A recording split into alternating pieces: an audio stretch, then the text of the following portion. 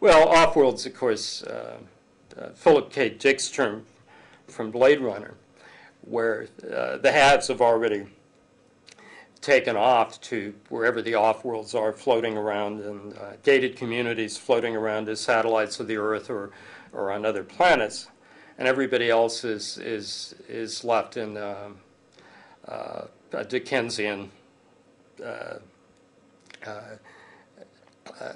super city. But the point here is not that simply people want security or a place to enjoy their conspicuously high levels of consumption. They're creating a interconnected alternative planet where you can fly from one off-world to the other. And of course, as in an airport, always be in the same place because they're always the same lifestyles. Off-worlds include not simply the suburban gated communities in Newtown. They include the socially cleansed and now safe cities like Paris or much of London or Manhattan or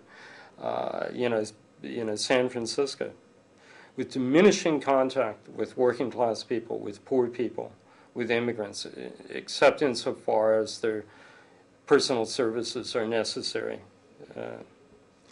to what has become, would have been a bourgeois form of existence, limited to a very small sector of society.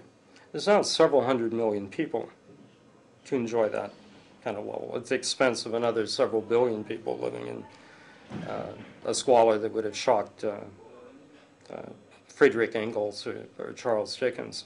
We should sabotage these kind of places.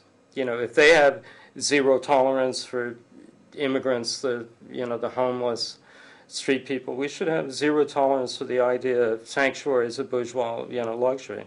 We should break down the walls of the off-world. I mean, even symbolically, even small gestures. I said this to some anarchist kids in London, and then I thought about, was I being politically irresponsible to suggest, sabotaging surveillance cameras and bourgeois stuff? No, because the 60s generation, I mean, the deep roots of it, not amongst the university students, but the way it broadened in society, it grew out of a larger anti-authoritarian culture. It may not have explicit goals, but it was democratic and egalitarian, and pillaged the privileges of the rich.